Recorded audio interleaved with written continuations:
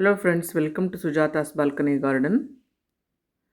ಬನ್ನಿ, ಇವತ್ತು ಒಂದು ದೊಡ್ಡ ಪ್ಲಾಸ್ಟಿಕ್ ಬಕೆಟಲ್ಲಿರುವಂತಹ ಒಂದು ಪಾಟ್ನ 4 to 5 ಇಯರ್ಸ್ ಆಗಿತ್ತು ಈ ಪಾಟ್ಗೆ ರೀಪಾಟ್ ಮಾಡಿಬಿಟ್ಟು ಅದು ಬಿಸಿಲಿಗೆ ತುಂಬ ತಿನ್ ಆಗಿಬಿಟ್ಟು ಹಾಳಾಗಿದೆ ಆ ಬಕೆಟು.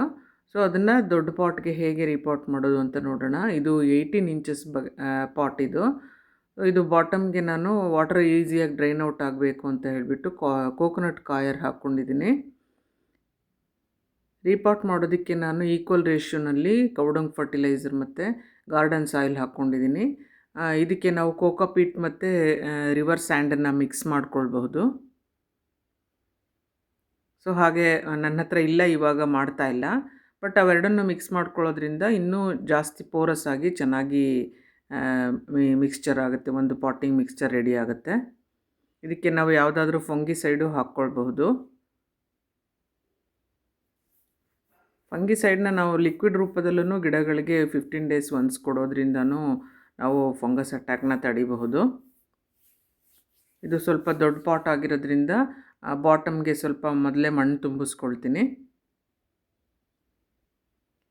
ಪ್ಲಾಸ್ಟಿಕ್ ಬಕೆಟ್ಸು ಮ್ಯಾಕ್ಸಿಮಮ್ ಅಂದರೆ ಒಂದು 3 to 4 ಇಯರ್ಸ್ ಇರುತ್ತೆ ಅಷ್ಟೇ. ಬಿಸಿಲಿನ ಒಂದು ಶಾಖಕ್ಕೆ ಅದು ತಿನ್ನಾಗ್ತಾ ಹೋಗಿಬಿಡುತ್ತೆ ಬಕೆಟ್. ಇಲ್ಲಿ ನೋಡಿ ಎಷ್ಟು ತಿನ್ನಾಗ್ಬಿಟ್ಟಿದೆ, ಹಾಳಾಗಿದೆ.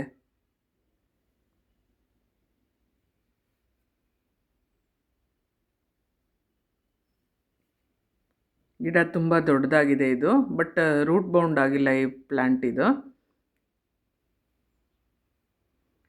ಸೊ ಆದ್ರೂ ನಾನು ಹಳೆ ಮಣ್ಣೆಲ್ಲನೂ ರಿಮೂವ್ ಮಾಡ್ಕೊಳ್ತೀನಿ.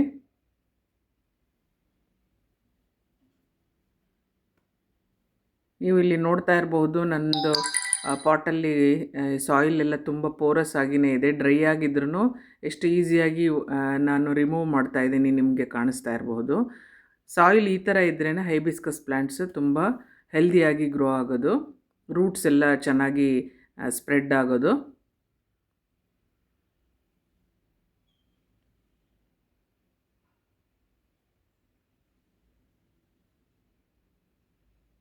ಕೆಲವರು ಬರೀ ಗಾರ್ಡನ್ ಸಾಯಿಲ್ ಜಾಸ್ತಿ ಇಟ್ಟಿರ್ತಾರೆ. ಆ ಥರ ಪಾಟ್ಗಳು ತುಂಬ ಟೈಟ್ ಆಗಿರುತ್ತೆ, ಮಣ್ಣು ತುಂಬ ಹಾರ್ಡ್ ಆಗಿರುತ್ತೆ. ರೀಪಾಟ್ ಮಾಡೋವಾಗ ಅದನ್ನು ನಾವು ಸರಿಪಡಿಸ್ಕೊಳ್ಬಹುದು. ನಾನು ಪೂರ್ತಿ ಹಳೆಯ ಮಣ್ಣೆಲ್ಲ ತೆಗಿತಾ ಇದ್ದೀನಿ.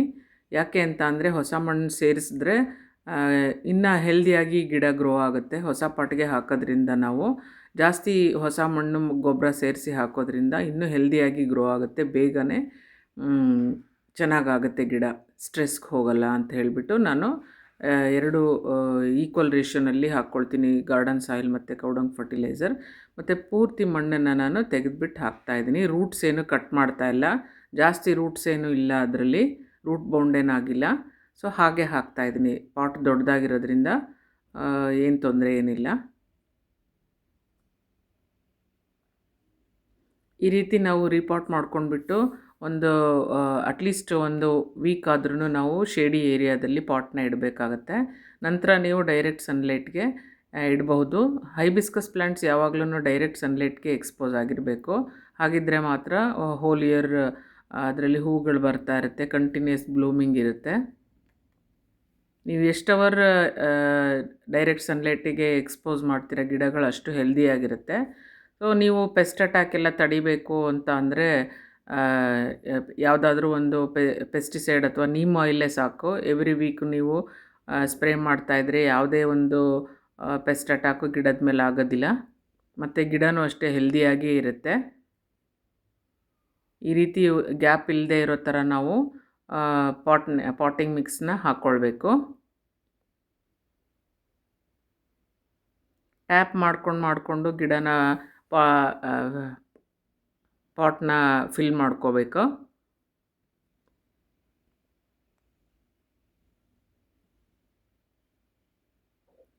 ಸೊ ರೀಪಾಟ್ ಮಾಡೋದು ತುಂಬ ಸಿಂಪಲ್ ಆಗಿರೋ ಒಂದು ಪ್ರೊಸೀಜರು.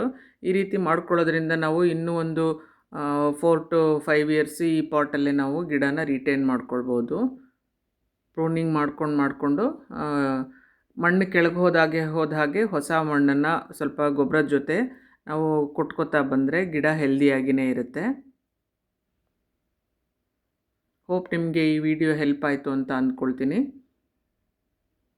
ರೀಪಾಟ್ ಮಾಡಿ ಆದ ತಕ್ಷಣವೇ ನಾವು ಸ್ವಲ್ಪ ನೀರನ್ನ ಗಿಡಕ್ಕೆ ಕೊಡಬೇಕಾಗತ್ತೆ. ಅದು ಸ್ಟ್ರೆಸ್ಗೆ ಹೋಗಬಾರ್ದು ಅಂತ ಅಂದರೆ ಸ್ವಲ್ಪ ನಾವು ನೀರನ್ನ ಕೊಟ್ಬಿಟ್ಟು ಶೇಡಿ ಏರಿಯಾದಲ್ಲಿ ಇಡಬೇಕಾಗತ್ತೆ.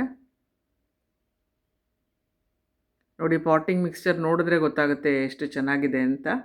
ಸೊ ಇವಾಗ ನೋಡಿ ಎಷ್ಟು ತುಂಬಾ ದೊಡ್ಡದಾಗಿದೆ ಗಿಡ. ಹೀಗೆ ನೀರು ಹಾಕ್ಬಿಟ್ಟು ಅಟ್ಲೀಸ್ಟ್ 1 ವೀಕ್ ನಾವು ಶೇಡಿ ಏರಿಯಾದಲ್ಲಿ ಇಡಬೇಕು. ಆಮೇಲೆ ನಂತರ ಬಿಸಿಲಿಗಿಟ್ಟರೆ ಯಾವುದೇ ರೀತಿ ತೊಂದರೆ ಆಗೋದಿಲ್ಲ. ಹೋಪ್ ನಿಮಗೆ ಈ ವಿಡಿಯೋ ಇಷ್ಟ ಆಯಿತು ಅಂತ ಅಂದ್ಕೊಳ್ತೀನಿ. Thanks for watching. Bye bye.